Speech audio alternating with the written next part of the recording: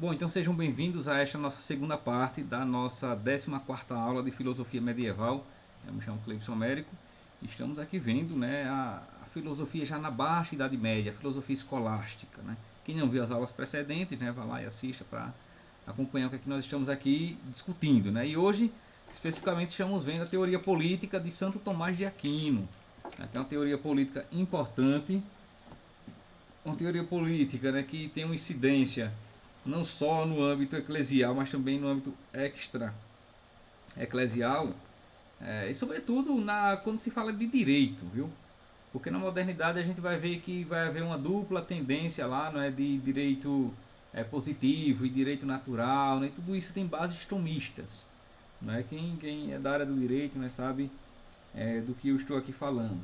Então a gente já viu a lei eterna, né, que são as leis que Deus, né, pelas quais Deus governa o mundo, Deus rege o universo. Né? Tem a lei natural, que é aquela lei inscrita no coração do homem, e foi nela que nós terminamos a aula, a primeira parte dessa aula, né? A lei natural, que é a lei de consciência, né, presente em cada ser humano. Depois nós temos também a lei humana, que é a lei positiva.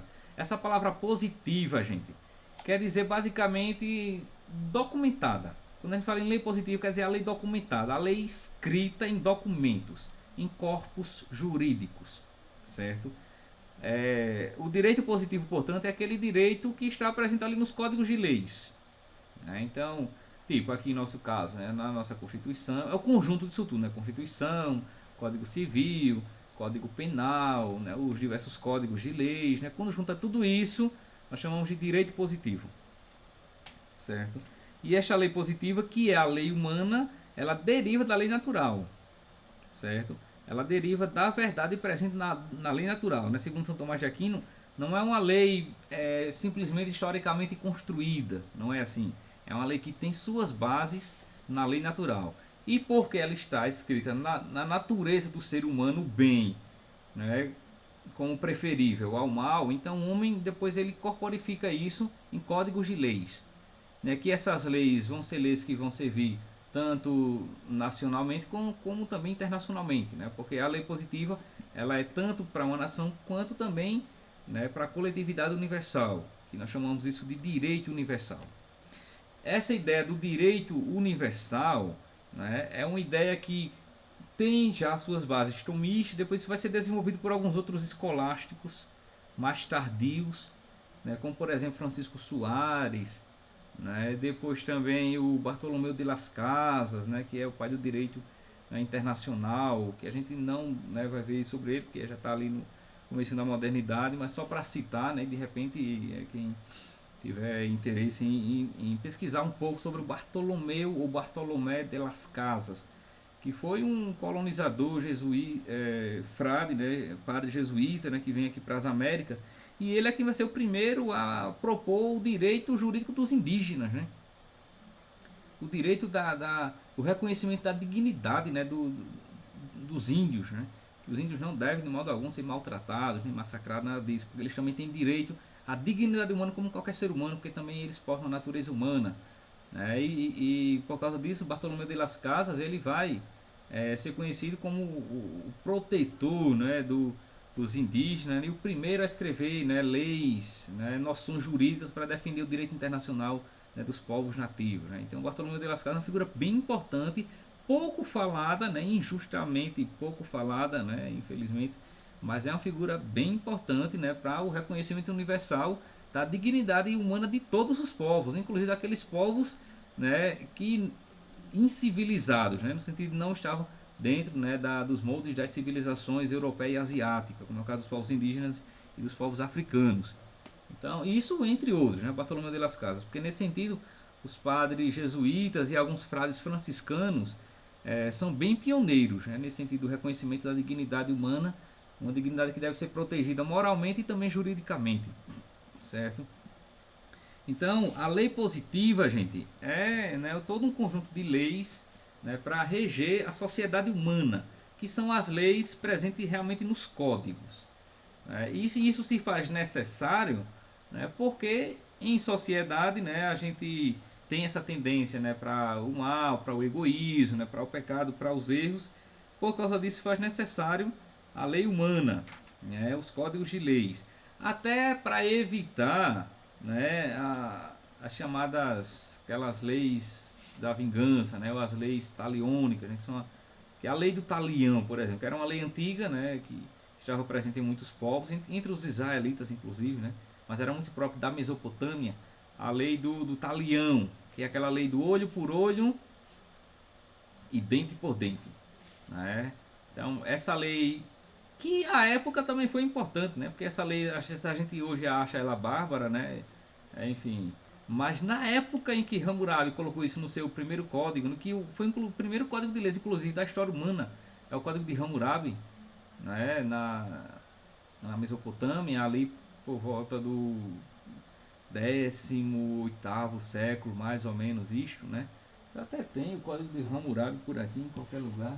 Deixa eu ver se eu acho ele.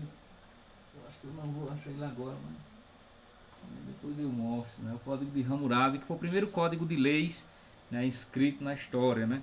E lá o Hammurabi ele coloca, né, estabelece o princípio do olho por olho, dente por dente, a chamada lei do talião, né, tal e qual, talião quer dizer tal e qual, né? Assim, se você fez isso, você também receberá aquilo.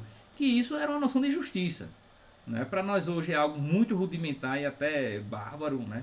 Mas na verdade foi uma tentativa de implementar a justiça para que houvesse uma proporção na retribuição. A ideia do Hammurabi era essa, é que houvesse uma proporção, tipo, se você ferir um olho, né, do outro, não é para o outro arrancar a sua cabeça inteira, é somente um olho seu, porque aí é olho por olho. Né? Se o outro lhe quebrou um dente, é para você quebrar um dente, não é a chapa inteira da pessoa, né? Porque aí já seria injusto, né? Então tem que haver uma proporção, né, nessa retribuição. Então se alguém mata um parente seu, você tinha o direito a matar um parente dele, não era a família inteira. Né? E isso, por mais rudimentar e bárbaro que seja, tem um senso de justiça aí. Né? Que é para não exceder, né, nessa retribuição. E foi a primeira tentativa, né, de colocar leis, né, de estabelecer a justiça no reino, certo, gente? E aí veja, a lei humana, essa lei positiva, ela começa a ser documentada e o primeiro corpo jurídico realmente é esse de Hammurabi, né, o primeiro código de lei, o primeiro, né, código civil, né, e penal de leis é esse de Hammurabi. E depois disso nós vamos ter diversos outros códigos de leis ao longo da história humana, né, até chegar aos nossos modernos códigos de leis, que os nossos modernos códigos de leis em grande parte têm suas bases em leis medievais, né? Tanto em código, no código romano, né, que vigorava na Idade Média, quanto também no código canônico, no código de direito canônico, certo? Quanto também em princípios bíblicos, né? Você vê que as nossas leis positivas, ela é uma mistura disso, né, do direito romano com o direito canônico praticamente, né? E junto ao direito canônico, claro, as noções bíblicas. Então, por exemplo, essa ideia de dignidade humana, de igual dignidade entre homens e mulheres, né? De onde é que surge essa ideia de igual dignidade? Isso é uma ideia bíblica, que não tem paralelo, não é? Embora isso esteja na Declaração Universal dos Direitos Humanos, né, agora de 1948, mas a Declaração Universal dos Direitos Humanos traz um princípio que já havia há 2, 3 milênios, né, que já estava presente nas Escrituras, que homens e mulheres são iguais em dignidade porque foram criados à imagem e semelhança do Criador. Por isso que não há uma relação de superioridade e inferioridade. Tem papéis diferentes, mas não superioridade e inferioridade. Essa ideia de dignidade humana é uma ideia, né, estritamente bíblica, entende? Da moral religiosa, que entra no direito canônico e depois entra nos nossos direitos modernos, certo, gente? Então tudo isso faz parte da lei positiva, né, da lei humana. Quando a gente fala em positiva, a gente está falando em coisa documentada, coisa documentada, coisa sistematizada. Essa ideia de positivo, ela é bem difundida, né? Nós podemos falar também em uma teologia positiva. Não sei se já escutaram essa expressão, né? Uma teologia positiva. A teologia positiva é esta teologia é, composta, dogmática, sistemática, né, que está escrita em tratados, né? Enfim, a teologia católica é uma teologia positiva, porque é uma teologia documental, não é? Que está escrita em documentos, em tratados, enfim, né? Então a teologia que é diferente de uma teologia natural, que não precisa recorrer a nada escrito, mas está escrito na própria natureza do homem e na natureza natural. Compreendem? Então a gente faz até, né, esse contraponto entre uma teologia natural e uma teologia positiva. Né? Tipo, vocês estão estudando também teologia. Essa teologia é uma teologia positiva. Compreende? Porque ela tem toda uma documentação, né, que subjaz. E ao lado da lei positiva, né, a lei humana, nós temos uma lei maior que está acima de todas elas. Né? Está acima da lei eterna, da lei natural e da lei positiva, que é a lei divina, gente. A lei divina é a própria revelação bíblica. Certo? São todas a lei divina é aquele conjunto de leis que Deus estabelece nas Sagradas Escrituras, vetero e neotestamentária, certo? E quando eu falo em vetero e neo, eu estou falando em antiga, né? Vetero e neo, nova, o Novo Testamento, certo? É uma expressão técnica, né? Da teologia. Cadê a Marlene? Porque quando a pessoa usa as palavras técnicas, a Marlene, eita, professor, como é que é isso aí, né? Entende, gente? Então, a lei divina é a lei dada por Deus, né? Sobretudo a Moisés, é a Torá. Começa, na verdade, com a Torá. A Torá, vocês sabem que é a lei de Deus presente ali no Pentateuco. Vocês estão até pagando essa matéria de Pentateuco, né? Inclusive. Então, Isso mesmo. não é isso, Conferência É Severino, né? sim. Pronto. O Pentateuco é a Professor, Torá. deixa eu lhe fazer uma pergunta aqui, antes do senhor continuar com a sua linha de raciocínio. Porque o senhor falou da teologia positiva, e aí, naturalmente, me veio a filosofia positivista, né? Sim, Em que momento eles corromperam a palavra positiva e foi intencional isso para confundir a cabeça da gente? Porque o termo positivo, como o senhor está falando aí, sugere tipo assim, aquele conhecimento revelado. sim, E aí você vem com Augusto Conte com aquelas ideias empíricas do empirismo, que essa história de eu acho até engraçado quando às vezes eu ouço algumas pessoas falarem que a filosofia judaico-cristã ou a moral judaico-cristã é coisa de superstição, né? sim, Na tentativa de ridicularizar essa filosofia amoral judaico-cristã, né? Entendo eu, né? Mas eles pegaram essa palavra e criaram uma coisa, tanto que a nossa bandeira, né, do Brasil, a ordem e progresso vem um pouco dessa. Me explica isso aí, porque parece coisa do pecado original, né? Contar uma meia-verdade, distorcer para. Fala aí, por favor. Na verdade, o Augusto Comte, né, que é o autor da filosofia positiva, né, do positivismo, ele também usa, né, a palavra positivo, porque a palavra positiva ela tem a ver com ciência, né, com documentação, né, com ciência e tudo mais. E, e com isso também tem a ver com conhecimento verificável, com conhecimento certo. Então, como o Augusto Comte julgava, né, que a filosofia que ele estava compondo era uma filosofia certa, segura e que deveria ser universalmente aceita, então ele chamou de positivismo, com este sentido, que era uma filosofia certa, uma filosofia confiável, segura. Entende? Claro que o fato dele dar esse nome, né, pode ser refletido e criticado sobre vários aspectos, entende? Mas quando ele coloca essa ideia de filosofia positiva, é baseado nesta concepção, né, de que a sua filosofia é uma filosofia científica, porque o positivo também tem a ver com científico, com coisas seguramente documentadas, coisa confiável, coisa testável, coisa verificável. Entende? Então ele compõe o positivismo, né, com esta noção, que ele está compondo uma filosofia segura e que inclusive, né, o positivismo seria a filosofia que iria coroar todas as tentativas filosóficas de falar e descrever a realidade. Seria a filosofia última e mais segura. Porque naquela teoria dos três estados, né, o estado teológico, o estado metafísico e o estado positivo era justamente com a sua filosofia, com a filosofia positiva. Seria como que o auge da filosofia. Seria como que o ponto máximo. Né, depois do que já não haveria mais necessidade de nada, porque a filosofia positiva daria conta de responder aos grandes enigmas humanos. Entende? Então seria a evolução de um pensamento bem rudimentar, que era o pensamento teológico, mitológico, depois passando por um pensamento intermediário, que era o pensamento metafísico, até chegar ao pensamento positivo ou científico, que era o cume, né, o auge do conhecimento, entende? Então ele usa neste sentido, André, compreende? E aí, claro, essa compreensão do Augusto Comte foi alvo de muitas críticas, sem sombra de dúvida, né? Mas era o que ele pensava, compreende? Bom, que quando a gente vai estudando filosofia contemporânea, a gente vai falar um pouco sobre isso aí, viu, gente? Isso aí já vão se preparando para se matricular em contemporânea, né? Talvez no final do próximo Eu só sinto, sem querer interromper, professor, eu só sinto pena, assim, sabe? Porque eu fiz um mestrado em neurociência, biologia, e depois eu fui fazer meu doutorado em biologia aplicada, né? Então, quando a gente está estudando a filosofia, o método científico, é engraçado como que a gente perde uma grande oportunidade de aprender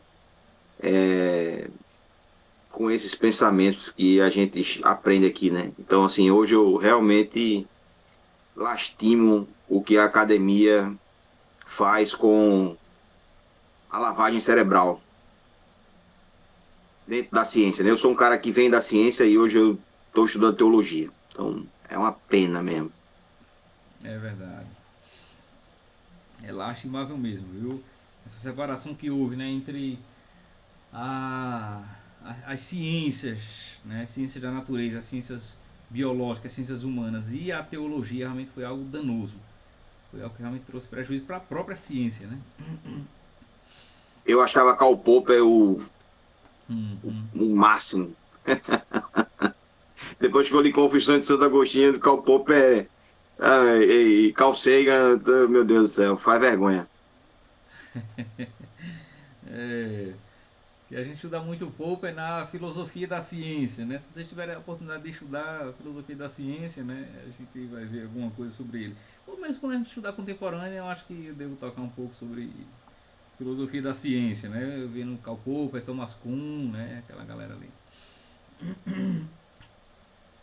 Bom, então, gente, veja, a lei divina é aquela lei dada, revelada por Deus, que começa lá com Moisés, quando Deus dá as 10 palavras sagradas, né, a Moisés. As 10 palavras sagradas é o decálogo, né? O decálogo são os 10 mandamentos. A palavra decálogo significa 10 palavras, né? Porque a palavra deca é 10, né, em grego, e logos é palavra, né, o razão, enfim, né, o ciência, o estudo. Nesse caso, palavras, são as 10 palavras. Começa ali a lei divina a ser dada, né, por Deus, né, ao ser humano, quando Deus dá a Moisés as 10 palavras sagradas. E depois, né, segue toda a tradição israelita, depois plenamente Cristo dá a lei, né, a lei sagrada. Então a lei divina é a lei bíblica, são as leis bíblicas, tá certo? Aí veja, a lei divina, ela para Santo Tomás, ela está acima de todas as outras leis.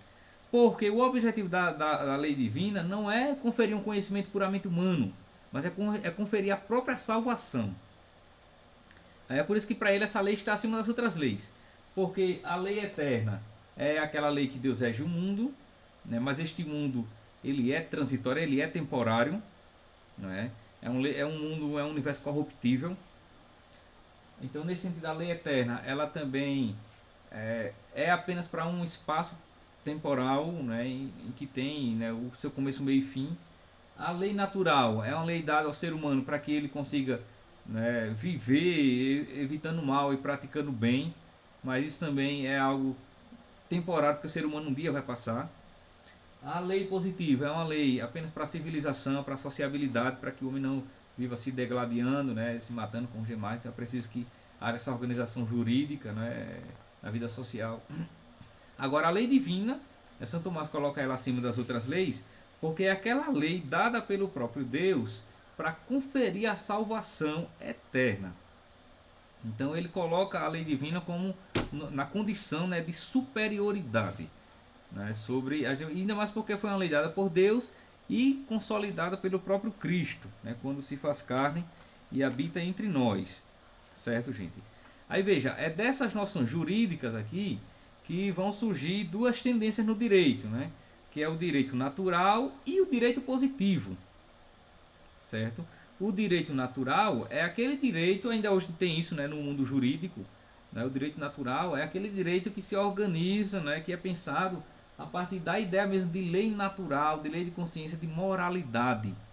Isso é o direito natural.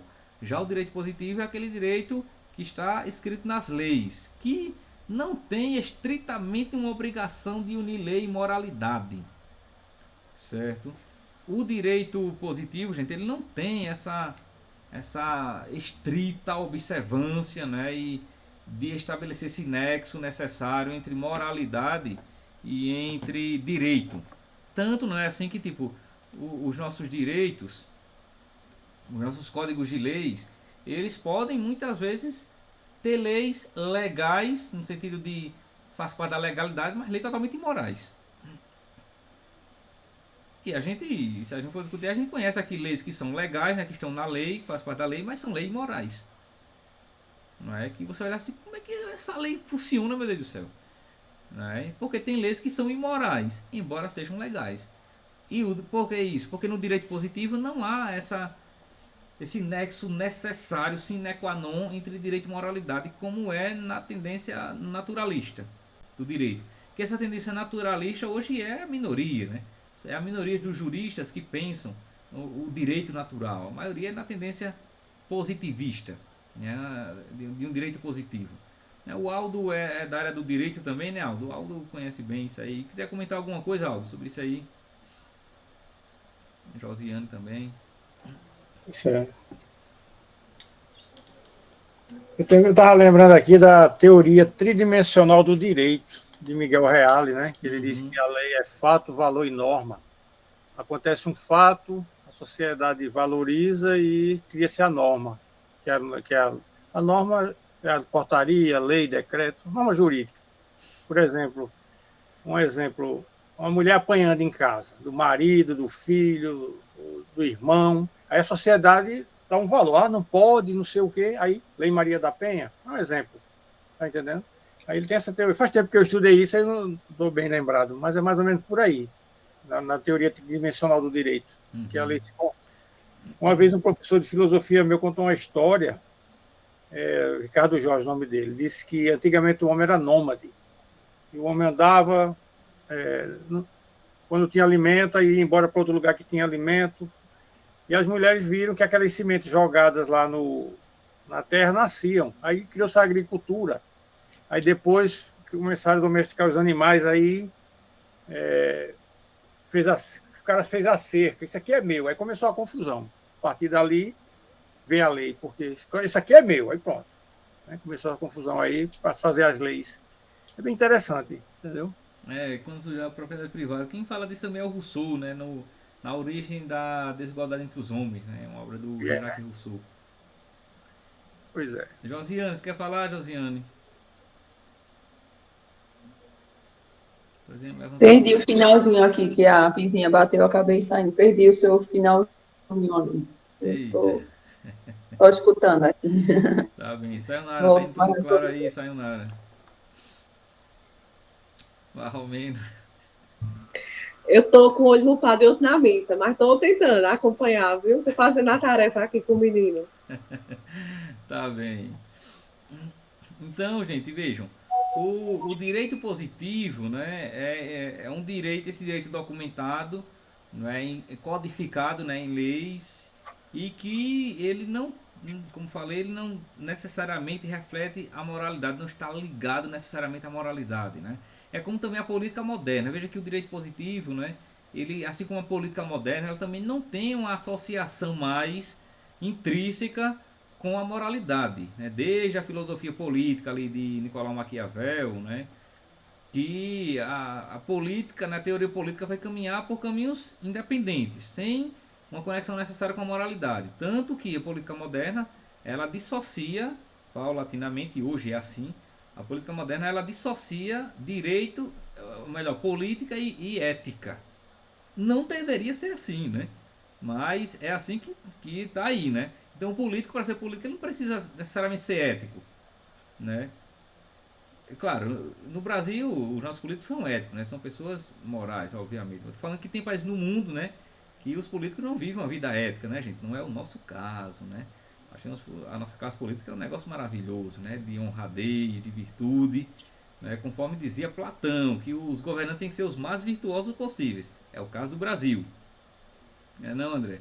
No Brasil nós temos essa graça, temos uma casta política altamente moral e ética, né? Então não é todo mundo que tem esse privilégio que nós temos aqui, né? Não, Sayonara, diga aí. Então, vocês não riam não, que isso é coisa séria. Vocês ficam rindo, negócio sério Só a desse. misericórdia de Deus. Olha, eu não queria nem rir, eu vou até mostrar um livro que eu acabei de ler aqui, vou compartilhar com vocês, esse livro muito bom, do bispo Vantuan, que Sim. foi Testemunha da Esperança. Ele foi o bispo no período comunista. O meu, literalmente, o pão que o diabo amassou, e depois que ele foi solto, ele viveu 13 anos preso, 9 anos na solitária. E aí Eu depois tenho o... um livro bom também. Cinco é, pães e moscadeira. Cinco pães e isso, dois peixes. é. Muito bom Ele também. é um livro pequenininho, é a síntese ele Pequenininho. contando a história. Esse livro É. aqui é a direção espiritual que o Papa João Paulo II pediu para ele dar o retiro espiritual. Acho que foi o último retiro espiritual do Papa João Paulo II, foi o François Vantuan que deu para o Papa, já velhinho já, faltando 2 anos depois assim que ele fez esse retiro espiritual, foi ele que pregou no Vaticano e ele morreu em 2002. Então, esse livro é um livro muito inspirador, assim, e pega um pouquinho, ele conta um pouquinho do outro livro, esses cinco pães e dois peixes, dentro desse livro, só que foi um retiro espiritual, com o Papa e os cardeais lá. Então, contando essa relação da política com a fé, mas nunca entendeu como o sofrimento que a gente passa, né, por essas questões éticas e morais, que o professor está falando, nunca pode tirar o centro da sua fé, né? Porque vão tentar tirar a fé de todo jeito, viu? É verdade. E a ética e a moral cristã, isso aí não tem valor para a sociedade secular, de jeito nenhum. É verdade. É muito bom esse livro dele. No Cinco Pães e Dois Peixes ele fala até que ele celebrava a missa na prisão na mão, né? Um É, pedacinho de pão, coisa, era bem interessante. Terminei de ler lá agora há pouco. Muito bom. maravilha. Muito bom dar aula assim para, né, um pessoal intelectualizado, é outra coisa, viu? A pessoa só aprende. Conversão, conversão, conversão. Teve até um rapaz que viu, né, uma aula dessa da gente, né, gravada, e o cara disse, rapaz, aquele pessoal lá é nível muito alto, viu? Se eu tivesse lá, não tem coragem de fazer pergunta que nem eles fazem, não. Tá vendo aí? Esse, rapaz, é umas perguntas que nem eu entendo que os caras estão perguntando. Rapaz, que pessoal sabido, medonho. Eu digo, pois é, o pessoal não é brincadeira, Ele não não. sabe de nada. Bom, então até então tá indo claro, né, gente? Aí veja, dessas noções de lei, né, Tomás também vai desenvolver uma noção de justiça, que é uma noção que ainda hoje se conserva, né? A noção de justiça, né?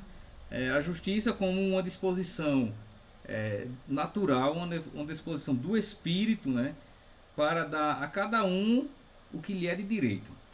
Isso é um dos princípios básicos, né, da noção de justiça, é dar a cada um que lhe pertence, a cada um que lhe é de direito, né? Essa noção de justiça, né, de Santo Tomás vai, aí depois tem a ideia da justiça comutativa, de distributiva, enfim, né, deriva dessa ideia das leis, certo? Em relação ao governo, que também é uma outra coisa que ele deriva, outra ideia que ele deriva desse conjunto aí das leis, é a ideia do governo ideal. Qual seria o governo ideal? Que isso também ele comunga muito com a ideia de Aristóteles, né? Qual é o tipo de governo ideal? Porque pode ter a monarquia, pode ter a aristocracia, pode ter a democracia, né? Qual é o tipo de governo ideal, né? Aristóteles acredita que o melhor, ou pelo menos o menos pior, né? Que Aristóteles não fala no ideal, fala assim, no que seria pragmaticamente o melhorzinho, né? Forma de governo seria a monarquia. Embora a monarquia também pode se degenerar, né? Que a democracia, isso Santo Tomás também concorda com isso, né? A monarquia pode se degenerar numa tirania. A, a monarquia seria a melhor forma de governo porque o indivíduo ele é preparado, né, desde criança para ser monarca, para governar ali, né, e tal, enfim, né? Mas pode também degenerar em uma tirania, pode. Aí uma outra forma é a aristocracia, que a forma da aristocracia, a palavra aristó, né, ariston em grego quer dizer os melhores, né, os mais nobres, então seria o governo dos mais nobres, né, daquelas pessoas que, né, são melhoradas, né, isso teoricamente, são melhoradas moralmente, intelectualmente, né, para governar. Então seria a aristocracia. Mas a aristocracia também tem a sua degeneração, que a degeneração da aristocracia é a oligarquia, que é aquele governo, né, em que um punhado de gente governa de modo corrupto, né, em que toda uma nação vai ser governada por um punhado de corruptos. Isso é a oligarquia, né?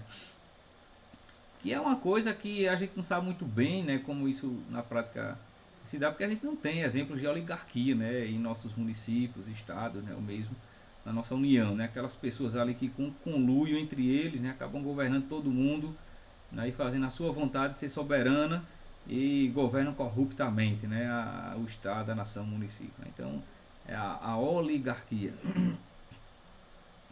E depois nós temos também uma outra forma de governo que é a democracia, que Aristóteles também via como um grande risco, né? Santo Tomás também compactua disso, né?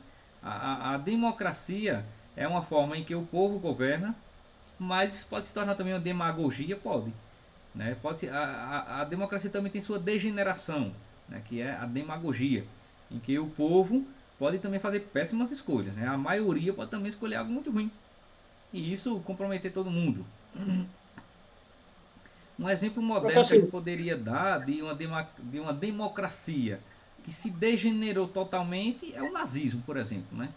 Veja que o nazismo, né, o Hitler, ele foi eleito, ele foi escolhido, ele chegou lá, né, por apoio popular de uma grande massa, né? E veja que ele não deu um golpe de Estado, ele foi, né, colocar lá por uma grande massa. Então veja que a democracia também tem seus déficits, né? Pode levar a algo também degenerado. Então Aristóteles já falava disso na antiguidade, né, dos riscos que a democracia também pode ter. Diz, Henrique. E a aristocracia, né? Que eu vejo falar muito assim, que lá na China, né? É o governo autocrata, né? A autocracia. O que seria? Mas no caso da autocracia, né, seria... no caso da China não seria uma autocracia, né? Ali seria uma tirania mesmo, porque é uma realidade política unipartidária, né? E esse unipartidarismo nos poderia colocar bem como que a autocracia seria o governo de um só, né? Que se parece nesse sentido com a monarquia, porque auto quer dizer um só, né? Uma pessoa mesma. Aí, só que lá na verdade não é uma pessoa mesma, é o partido, né? Personalizado, né, no presidente, no Xi Jinping, mas é o partido. Então, e como a realidade política lá ela é unipartidária, então é uma sucessão em membros do partido mesmo, né? Não tem essa coisa de eleições, né, com outros partidos, né? Não tem. Então ali se transformou realmente numa tirania ditatorial, né? Entendem? Espera aí que tá dando bom. Então, gente, então a forma política, né, que tanto Aristóteles quanto São Tomás vão ver como talvez a menos pior, né, seria na verdade para eles a monarquia, né? Para eles a democracia seria ainda mais perigoso, né, do que a monarquia, né? Agora São Tomás também pensa, né, no direito político que mesmo o monarca ele pode ser deposto. Em caso do monarca se tornar tirano, ele também pode ser deposto, não é? Ele já fala em uma certa possibilidade de desobediência civil, desde que essa desobediência não leve a males piores do que aquele que o tirano está fazendo, né? Porque se essa deposição do tirano, né, do monarca, trouxer males piores do que deixar o monarca, então entre os dois males tem que escolher o menor. Essa é a ideia do mal maior e do mal menor. Entre dois males se escolhe o mal menor, entende? Bom, e enfim, né? depois dessa teoria política, né, de Santo Tomás, aí vai ter também, né, todo um desenvolvimento, né, jurídico, ético, né, e antropológico e tudo mais. Bom, então a gente, né, de Santo Tomás, a gente, claro, poderia ver outros elementos, mas aí a gente vai ficar nicho, né, nas próximas aulas. A gente já vai começar a ir para o fim realmente, né, da filosofia escolástica, certo? E vamos ver aquilo que se segue após Santo Tomás, que depois Santo Tomás dura bem pouco, né, filosofia escolástica. A gente vai ver, né, o que a gente vai ver realmente é praticamente, né, o que dura após Santo Tomás, né? A ruptura entre fé e razão, não é? As tendências contestatórias que começam a surgir tanto dentro da filosofia quanto dentro do âmbito eclesial, né? Ali com os movimentos que vão surgir após, né, Santo Tomás, né? O fim da escolástica, né? Ou pelo menos o declínio, né? O fim não, mas o declínio da escolástica enquanto, né, uma importante escola filosófica, né? Porque depois ela vai ceder o espaço, né? Vai ser substituída pela filosofia moderna, né? E só lá na frente é que vai ser resgatado um neotomismo, né? Então nas próximas duas aulas a gente já vai ver um pouco o fim realmente da filosofia medieval, né? Que é realmente o que eu programei até agora, né? A gente depois que vê esse filosofia patrística, grega, latina, a transição e a filosofia escolástica, né, com o Anselmo, Alberto Magno, né, com o Santo Tomás, tal, a gente ir para o finzinho dela. Então nós vamos ter mais dois encontros para ver realmente o fim, né, da filosofia medieval e como isso vai preparar para a filosofia moderna. Tá certo, gente? E aí vocês têm alguma coisa para perguntar, para falar, para colocar aí, acrescentar? Só ia falar da prova, não foi? A data. Eita, bem lembrado, Josiane. Bem lembrado. Eu vou só fechar aqui a gravação, vocês permaneçam aí na aula, tá?